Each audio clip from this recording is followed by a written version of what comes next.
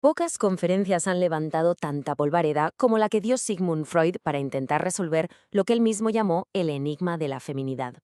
Hoy vamos a meternos de lleno en esa famosa conferencia, la número 33, para seguir paso a paso su razonamiento y entender cómo llegó a unas conclusiones tan controvertidas. Y todo arranca con una pregunta en apariencia muy simple, pero que, ojo, ha traído de cabeza a pensadores durante siglos. Freud creía que el psicoanálisis por fin tenía la llave para responderla. Y la pregunta es esa, sin más, ¿qué es la feminidad? Para que quede claro que no se trata de una duda de su época, Freud echa la vista atrás.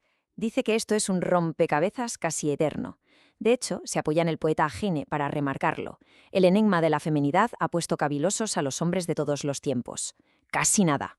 Vale, para no perdernos en este laberinto, vamos a seguir su propio mapa. Primero veremos por qué esto es un antiguo enigma. Luego, por qué las respuestas fáciles no le servían. Nos meteremos en la relación con la madre, que es clave. Después, un descubrimiento que lo cambia todo. Los tres caminos que se abren. Y al final, el retrato robot de lo que podríamos llamar la mujer freudiana. Venga, empezamos. El enigma ancestral. Y ojo que aquí hay un matiz importante. A Freud no le interesa tanto definir qué es una mujer, sino cómo se llega a serlo. Parte de la idea de que en la infancia todos tenemos una disposición, digamos, bisexual, sin diferenciar. La gran pregunta es, ¿cómo se desarrolla a partir de ahí la feminidad? Pero antes de poner sus cartas sobre la mesa, Freud hace algo muy típico en él: desmontar las ideas de los demás. Necesita limpiar el terreno, por así decirlo, para presentar su visión, la que él considera la única puramente psicoanalítica. Primer argumento que descarta: la anatomía. Dice Freud que con eso no basta. ¿Por qué? Pues porque la ciencia de su época ya demostraba que en el cuerpo femenino hay rastros masculinos, y al revés.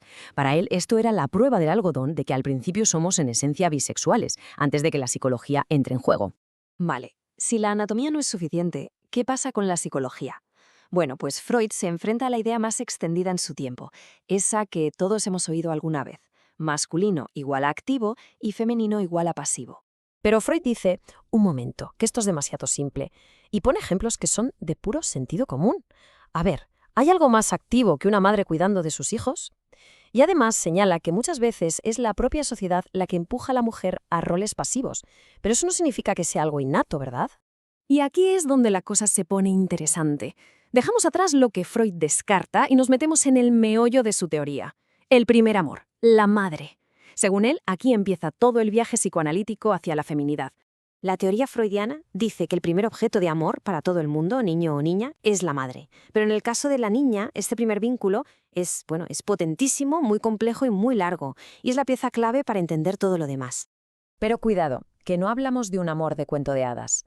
Para Freud, esta relación es súper ambivalente. O sea, hay amor, sí, pero también hay hostilidad. Es una mezcla explosiva que dura años, atraviesa todas las etapas de la infancia y, según él, deja unas marcas, unas fijaciones que van a definir cómo serán sus relaciones en el futuro.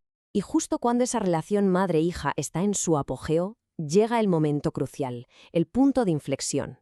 Freud describe un descubrimiento que, en su teoría, es un auténtico terremoto que lo cambia todo en el desarrollo de la niña.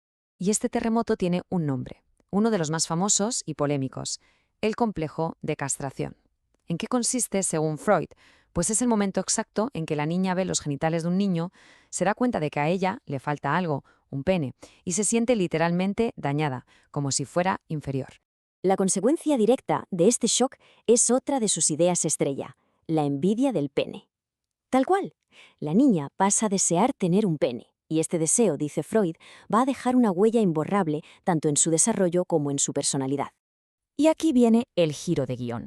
¿A quién culpa la niña de esta supuesta deficiencia? Pues según Freud, a la madre. De repente, todo ese amor que sentía por ella se convierte en resentimiento, en hostilidad. Y esta es la excusa perfecta, el motor, para romper con su primer gran amor. Vale, se ha roto el vínculo con la madre. ¿Y ahora qué? Pues la teoría dice que a partir de aquí el desarrollo de la niña puede tomar tres caminos muy diferentes. Entramos en la siguiente fase: los tres caminos del desarrollo. Freud nos plantea tres posibles futuros. El primero: la niña se siente tan decepcionada que renuncia a la sexualidad y desarrolla una neurosis. El segundo: se rebela. entra en lo que él llama un complejo de masculinidad y se aferra a una actitud más activa, más masculina. Y el tercero, que es el que para Freud es el camino normal, es el que la lleva directamente al complejo de Edipo. Y en este tercer camino, el normal, pasa algo muy curioso. El deseo de tener un pene se transforma. ¿En qué? En el deseo de tener un hijo del padre. El hijo viene a ser un sustituto simbólico de ese pene que no tiene. Y claro, este es el momento exacto en que su afecto salta de la madre al padre. Y con esto llegamos al final del recorrido. ¿Cuál es el resultado de todo este viaje tan complicado? Pues entramos en la última parte, el retrato de la mujer freudiana. Freud nos va a describir los rasgos psicológicos que, según él, son la consecuencia de todo este proceso. Y aquí es donde la teoría se vuelve especialmente polémica. A ver, ¿qué rasgos definen a la mujer según Freud? Pues, un superyo, la conciencia moral, más débil, un narcisismo más marcado, la vanidad, que sería una forma de compensar esa inferioridad inicial, menos interés por lo social y, ojo al dato, una rigidez psicológica que se instala a partir de los 30 años. Lo más curioso de todo es cómo termina Freud su propia conferencia. Después de soltar toda esta teoría tan rotunda, acaba con una dosis de humildad que casi nadie se espera. Viene a decir algo como, miren, si quieren saber más sobre la feminidad, mejor esperen a que la ciencia avance y nos dé datos más sólidos. Es casi como si él mismo admitiera que su teoría es, bueno, solo una teoría. Así que, al final de todo este análisis, nos queda una pregunta flotando en el aire. Una pregunta casi obligada. Y ya no se trata de si hoy en día nos creemos esto o no, o de si tiene base científica. La pregunta es, ¿cómo es posible que esta teoría, con todas sus polémicas, haya marcado tan profundamente la forma en que el siglo XX entendió lo que significa el género?